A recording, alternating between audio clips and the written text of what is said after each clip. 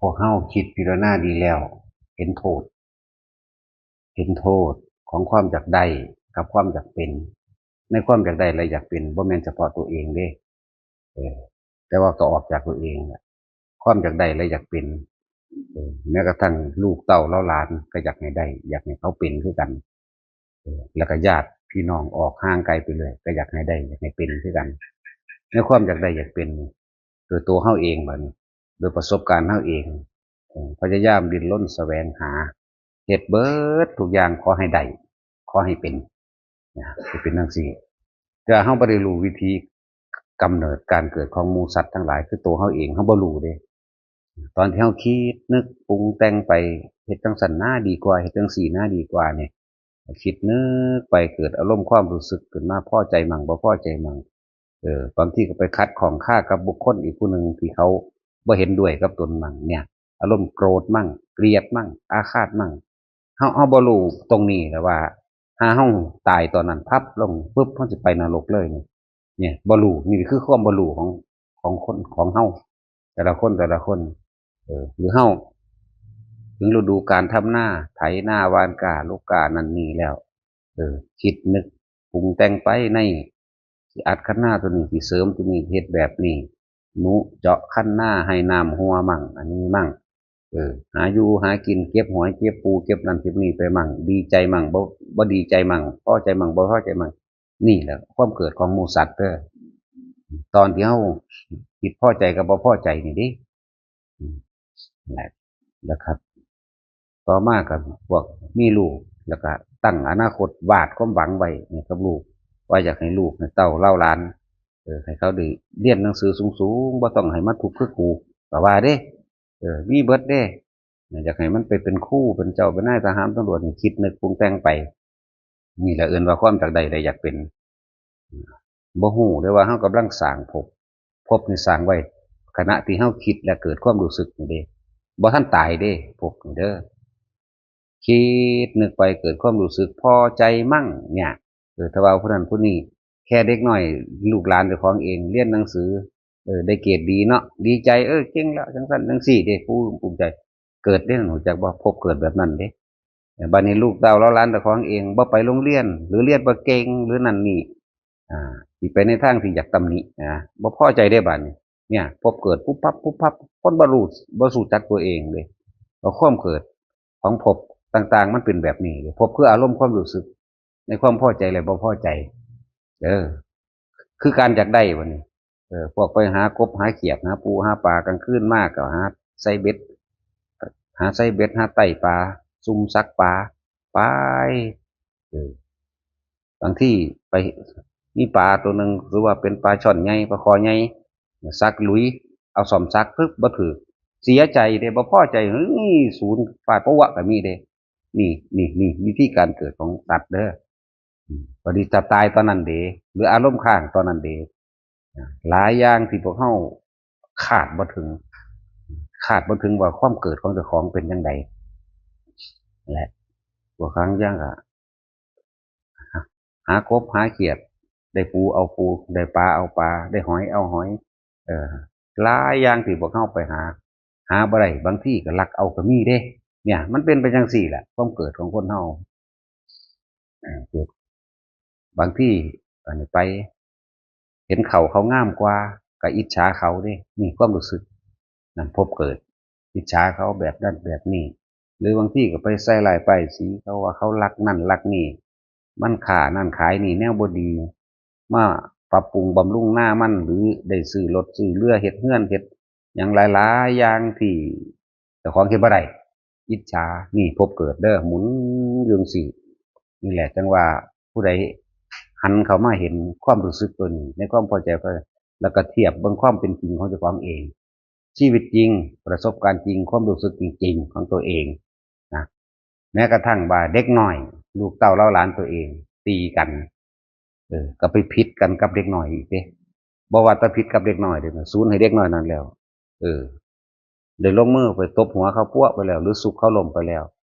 ญาติของเด็กน้อยอีกผู้หนึ่งมากกับผู้ใหญ่ก็ผิดกันนำผู้ใหญ่เด้มันบ่แม่นธรรมดาเด้อารมณ์ภพศาสตร์การเกิดมันเป็นแบบนี้เด้อ นี่คือชีวิตจริงของทุกคนประสบพบมาเบิดนั่นแหละแต่ว่าไม่รู้ว่าเจ้าของกำลังเกิดว่าเจ้าของกำลังเกิดในภพใดบ่รู้เด้อถ้าตายตอนนั้นสมมุติว่าเอาเด็กน้อยมาตีกันเด็กน้อยตีกันผู้ใหญ่ก็ผิดกันเก็บมานอนคิดเด้นี่จังสันจังสี่ลูกเจ้าของบ่ดีเองจังสันมึงบ่จังสันจังสี่คิดไปสารพัดนั่นนะตอนที่เฮานอนคิดนึกอารมณ์เฮาสิสั่งสมความรู้สึกบ่พอใจนี่ไหม ภพตัวนี้เป็นนิริยคติภพเป็นนรกเด้อนี่แหละหรือความเสียดายบัดนี้พวกไปหาปูหาปลาหาสัตว์ตอนกทุกอย่างแหละหาสัตว์หาอยู่หากินน่ะแล้วมันเล็ดหลุดมือไปมานอนคิดบัดนี้มาเฮือนแล้วก็สั่งนอนคิดเสียดายมันนี่จังสันจังสี่แบบนั้นแบบนี้นี่ไหมวิธีการเกิดของหมูสัตว์นะอารมณ์ความรู้สึกเจ้าของเองก็ลังเป็นบางคนนอนตายไปเลยหลายตายไปรับตายไปเลยมันไปหุ่นเลยเด้อบายภพอบายภูมิเป็นเปรตนรกมั่งเดรัจฉานมั่งเด้นอนคิดนึกไปตามห้วยตามหนองตามป่าคิดหาหมองสิไปหากินหมองสิไปหากินพวกต้อนกก็คิดไปตามป่าพวกหาล่าสัตว์ป่าอีกประเภทหนึ่งก็คิดไปตามป่าคือกันพวกไปหาปลาก็คิดไปตามน้ำแหล่งน้ำห้วยน้องคลองบึงมหันตรงนี้พวกไปขัวหอยขุดหอยขุดปูขุดกบเนี่ยคิดไปตามหน้าตรงนั้นตรงนี้เด้นี่ได้เกิดนี่จากนี่ระบบมันเกิดแบบนี้พอดีไปตายซะก็ไปตามนั่นแหละไปความคิดของเฮามันมีสัญญาคือความจำว่าไปเหตุนั้นไปเหตุนี้อยากได้นั่นจากนี้นี่แหละทั้งหลายแล้วนี่เอื่นว่าภพความรู้สึกของเฮาเองเอื่นว่าภพนะประกอบไปด้วยเรื่องเล่าแต่ว่าเฮาบ่รู้ก็เลยต้องอธิบายให้ละเอียดแน่อธิบายว่าพวกเจ้าคิดถึงหน้าตรงนั้นมีหอยหลายมีปูหลายหน้าตรงนั้นมีกบหลายคิดไปเห็นไหมเกิดความอยากได้น่ะอยู่ในหันน่ะโลภนั่นแหละอยากได้ป้าคิดไปแล้วไปตายซะก็เลยอาศัยความคิดความจำมองหันจำเอามองหันไป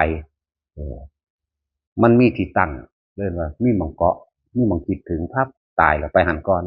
แต่ว่าอารมณ์ต่างหากได้สิพัดไปแบบอารมณ์ต่างหากได้สิวูบลงไปสู่อบายสิวูบลงไปบ่แม่นว่าไปยืนของย่องอยู่บังกบอยู่เด้บ่แม่นไปยืนอยู่น้ำไห้หน้าตรงนั้นอารมณ์ความรู้สึกอยู่เด้ฟังดีๆเด้อผู้ใดเป็นก็ดีเป็นทุกคนนั่นแหละเบิดทุกคนมานี่เป็นมาเบิดนั่นแหละว่าคนเมืองบ่ว่าคนบ้านป่าบ้านนอกก็สร้างคนเมืองก็คิดเปรียบเทียบกับตัวเองเอาก็คนบ้านป่าก็ของจริงก็เป็นจังซี่อยู่แล้วหาอยู่หากินบอกไปแง่ไข่หมดแดงแง่หมดแดงหรือว่าแม่งแข้งคอเหี่ยวใส่ตาก็ศูนย์ให้แม่งแข้งคอนี่ไหมพบเกิดไหมศูนย์นี่ไหมโมโหนี่ไหมพบเกิดไหมบอกพ่อใจมันอยากหรือหมดแดงกัดหลายโพดไปเนี่ยเอาไข่เขาก็กัดเขาก็หนุ่มยังมั่งมาศูนย์ให้มันรู้มันตายอย่างสินะนี่มันบริรู้สึกตัวเขาบริรู้สึกตัวเลยว่าเขากำลังสร้างภพขึ้นมาในหัวใจในความรู้สึกเขาเอง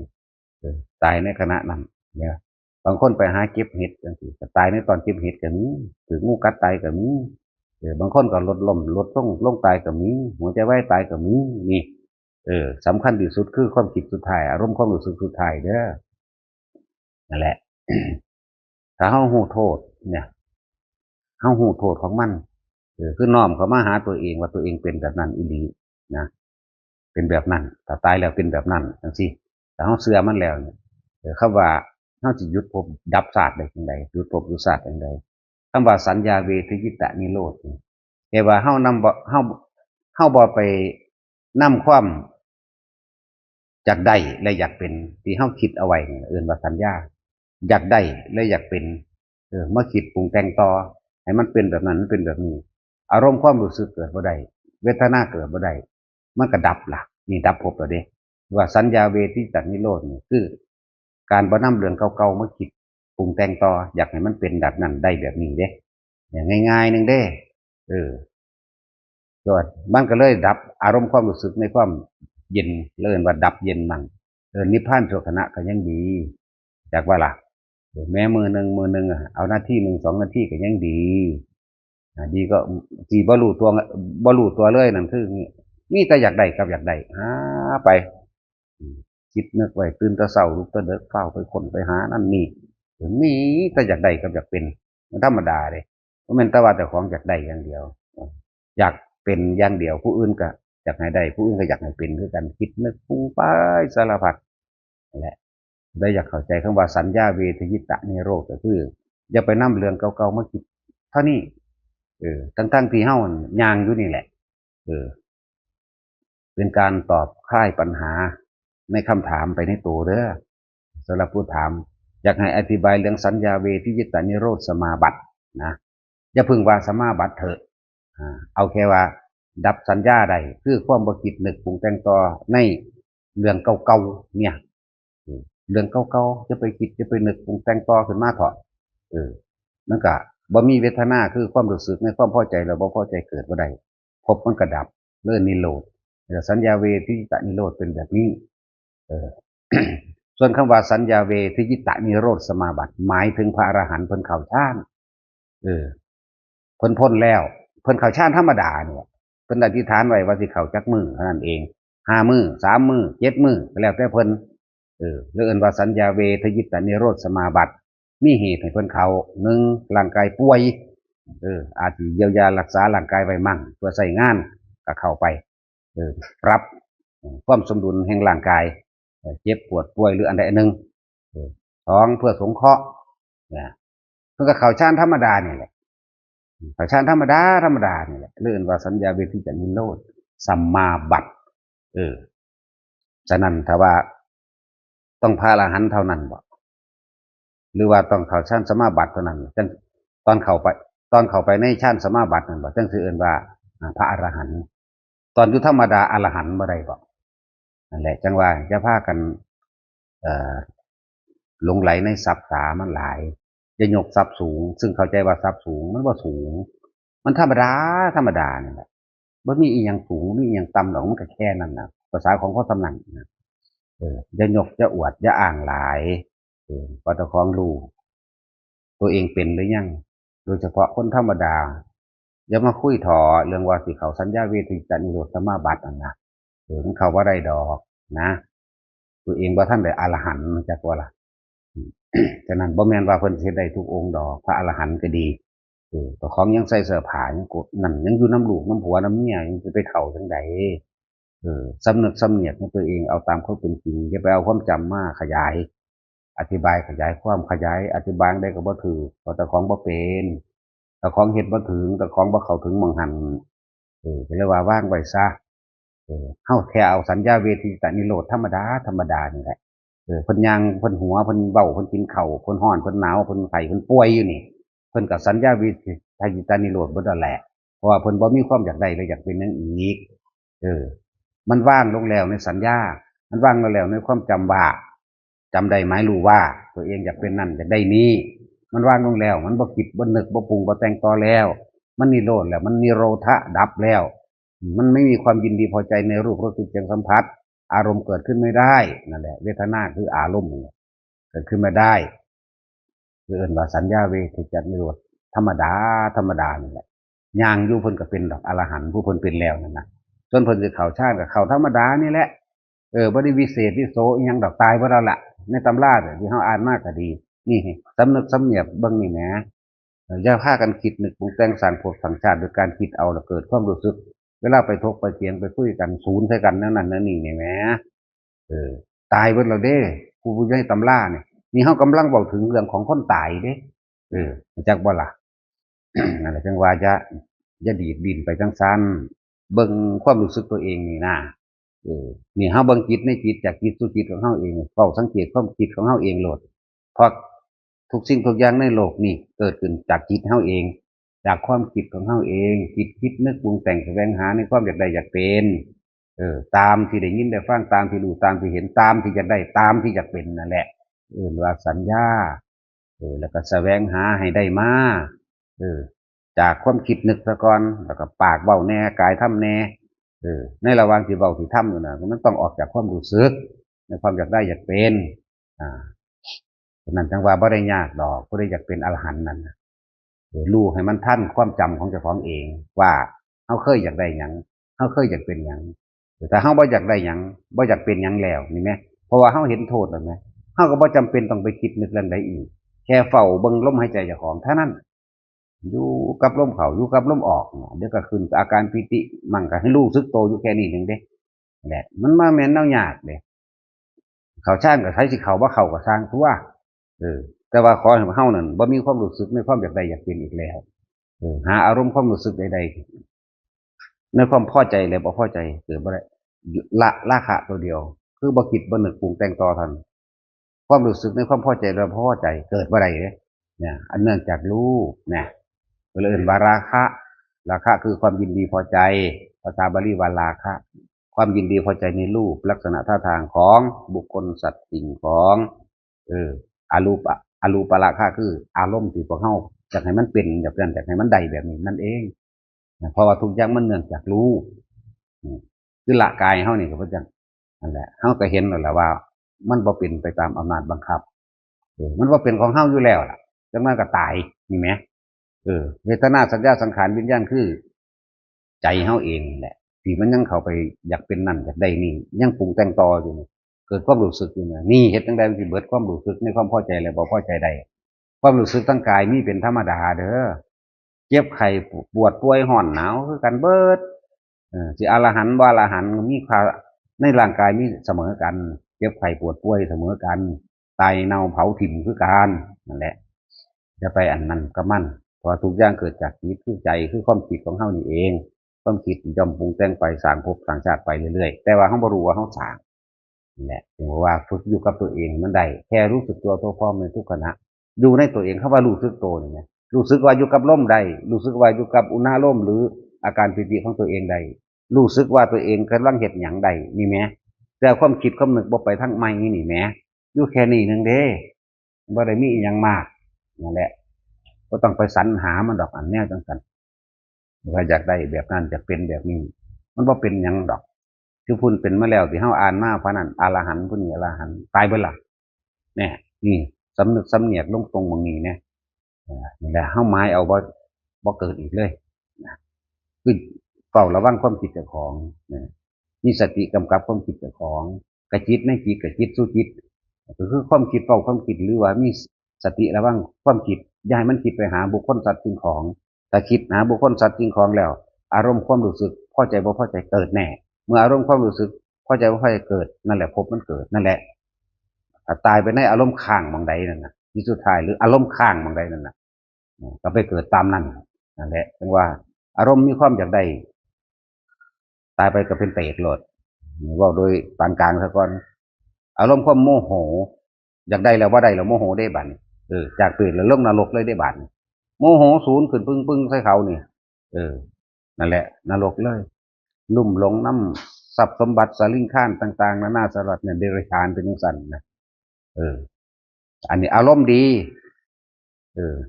ดีใจปลื้มใจได้ไปไหว้พระบรมสารีริกธาตุธาตุวัตถุแม้กระทั่งอรหันตธาตุจังซี่ดีใจปลื้มใจตายตอนนั้นก็ไปสวรรค์นะไปแบบนั้นแหละจังว่าบอกล้วนแล้วแต่ว่าเป็นการเกิดเบิดนั่นแหละคนเกิดดีเกิดเลวเกิดดีคือเกิดเลวก็ทุกข์เสมอกันนั่นแหละนะตัวนั้นมันฮ้อนกว่าซื่อแต่ว่าเฮาหมายเอาบ่ปรารถนาสิ่งใดอีกเลยบ่ต้องการอีกเลยในความอยากได้และอยากเป็นบ่เลยเออสิได้ฤทธิ์ได้เดชได้หูทิพย์ตาทิพย์เฮาก็บ่อยากได้อยากเป็นอรหันต์เฮาก็บ่ต้องอยากเป็นรู้สึกตัวพร้อมอยู่ในตัวเองทุกขณะเถิดเนี่ยมองนี้ต่างหากสำหรับผู้ว่า ไปใส่ล่มสาลีริกธาตุได้บุญได้กุศลบ่ได้ถ้าพวกเจ้าเฮ็ดเป็นได้กราบแล้วมีความระลึกนึกถึงคุณงามความดีที่เพิ่นสั่งสมเป็นคติเป็นตัวอย่างเป็นแบบอย่างเป็นนิติให้พวกเฮาก็ทำตามคือพระพุทธเจ้าและพระสาวกเป็นต้นเกิดความปลื้มใจเฮาสิเอาเพิ่นเป็นต้นแบบจังซี่นะเป็นแนวทางเป็นศาสดาเป็นผู้ควรเดินตามเฮาก็เกิดความปลื้มใจอิ่มใจเอื่นว่าสังคมเฮ็ดให้เฮามีกำลังใจส่งเสริมบารมีแล้วเอื่นว่ากำลังใจก็ได้แบบนั้นบ่แม่นว่าสิได้รวยบ่แม่นสิได้เงินบ่แม่นสิถูกหวยด้วยเบอร์เด้ได้ตัวนี้ต่างหากเกิดกำลังใจแล้วก็มีแนวทางมีตัวอย่างอยากเฮ็ดตามแต่จังซั่นเป็นบริโภคที่ดีอันนั้นคืออธิษฐานเพิ่นตะกี้เพิ่นก็ใส่ร่างกายนั่นน่ะ ธาตุทั้งสี่ของเพิ่นดินน้ำไฟลมล่ะมันก็เหลือมันเหลือแค่นี้นี่เห็นบ่สลดใจบ่ล่ะเออคนดีๆคนงามๆสุดท้ายมาก็ตายเฒ่าก็ตายอยู่ซื่อๆนี่เห็นบ่ล่ะเหลือแค่นี้เนาะนี่เหลือกระดูกแค่นี้เนาะนี่แต่ว่าคุณงามความดีที่เพิ่นสั่งสอนไว้นี่นะตัวนี้บ่ตายธรรมะนี่บ่ตายบุคคลนั้นตายจักนั่นแหละธรรมะหรือว่าเหลือไว้เฉพาะธรรมะเจดีย์อันประกอบไปด้วยวัตถุธาตุเจดีย์อธิธาตุบรมสารีริกธาตุเหลือไว้แล้วก็บริโภคเจดีย์ต่างๆบริโภคเจดีย์คือหยังต้นสีมหาโพธิ์หรือต้นไม้ตรัสรู้ต้นไม้ตรัสรู้ต้นไม้ที่เพิ่นไปนั่งพักต้นไม้ที่เพิ่นได้ใช้เอิ้นว่าบริโภคเจดีย์สิ่งทั้งหลายเหล่านี้สามารถระลึกนึกถึงได้เฮ็ดให้เฮาเกิดความสงบเย็นในตัวเองได้เฮาสิระลึกนึกถึงลึกซึ้งถึงบุญคุณของเพิ่นเอิ้นบริโภคเจดีย์พระพุทธรูปก็เป็นบริโภคเจดีย์คือกันความหมายถึงรูปกายของเพิ่นที่เพิ่นใช้ในการแสดงธรรมถึงตะเลโตนเด้ย่างเอาเด้อบ่ได้หอปานใดดอกย่างไปเบื้อนบ้านนั้นเมืองนี้เขาไล่เขาตีเขาขาเขาด่ามีเบิดเด้อนั่นแหละ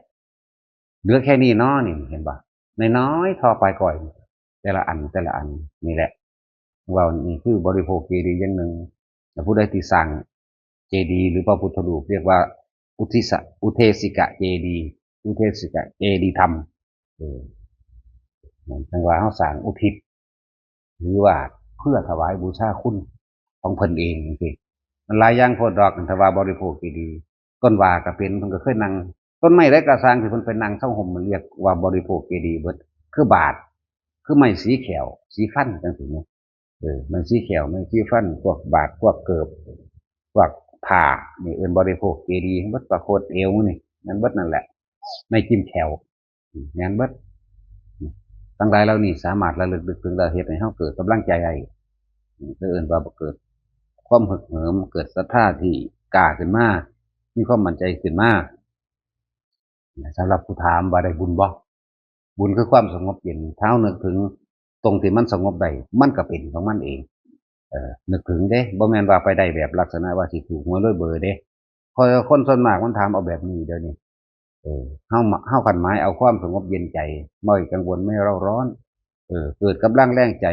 เกิดกำลังแรงใจดลบันดาลให้ตัวเองดลบันดาลตัวเองกำลังแรงใจของตัวเองอยากสร้างคุณงามความดีอยากเป็นคือเพิ่นก็ยังดีอยากเป็นคือเพิ่นจากว่าล่ะกูตัวเฮ็ดให้มันได้คือเพิ่นว่าเนี่ยลักษณะนั้นต้องว่าหลายๆอย่าง ที่พวกเฮาบ่ทันได้เข้าใจแต่ว่านี่เข้าใจหรือบ่เข้าใจหยังอย่างอื่นก็ช่างเถอะขอให้เข้าใจตัวเองซะยังมีความอยากได้และอยากเป็นหยังบ่นี่มาเข้าใจตัวเองซะในความอยากได้อยากเป็นในความดิ้นรนแสวงหาทุกข์บ่เออหรือที่จะสุขอย่างเดียวบ่พอใจกับบ่พอใจเกิดที่บ่มีไหมหันเข้ามาคิดนึกถึงคำว่าสังเกตจิตของเองหรือเอาสัญญาออกมาเคลียร์เลยเอามันออกมานึกจิตโหลดเอาความสิจับได้ก็เป็นมาตะเกาก่อนคิดไปคิดมาในขณะเดียวเดี๋ยวก็ศูนย์ผู้นั้นเดี๋ยวก็หักผู้นี้เดี๋ยวก็สั่งผู้นี้พอใจผู้นั้นบ่พอใจผู้นี้บุคคลสัตว์สิ่งของนี่ไหมอุ้ยตะกี้กูผ่านมาได้จังใดกูรอดมาได้จังใดนี่แหมมานึกเบิ่งเด้อหาอยู่หากินฝนตกฟ้าห้องฟ้าเหลื่อมฟ้าผ่าใครตัวมันบ่ฟ้าผ่าตายตอนไปหากินคิดว่าสิไปสวรรค์ติจากว่าล่ะใจมันโลภใจมันหาใจมันสังหารจากฟ้าผ่าตายเปียงงาไม่หักไทตายหรือตกน้ำตายมือข้างเงาไม่ตายเหมือนมีเบิดได้พวกมุดน้ำนั่นแหละโอ้กูหลอดมาได้จังใดมันเป็นบุญดอกเนาะกูเลยมาพอพระสัทธรรมความจริงอันนี้ได้ถูกเปิดเผยแล้วนี่ไหมนึกเขามากก็เห็นโทษของมันแล้วก็ว่ากูว่าจากใดว่าจะเป็นยังแหละนะถ้าว่าจากใดว่าจะเป็นยังแล้วเขาก็บ่จำเป็นต้องนำเรื่องใดต่างๆมาคิดกับอยู่กับตัวเองลมหายใจตัวเองความรู้สึกตัวเองนั่นแหละอานาปานสติกายเวทนาจิตธรรมอยู่ตะแค่นี้มันสิไปใส่เป็นว่าเป็นกระช่างมันเถอะอรหันต์นั่นน่ะว่าตะกูบ่เกิดเข้าใจว่าล่ะพอ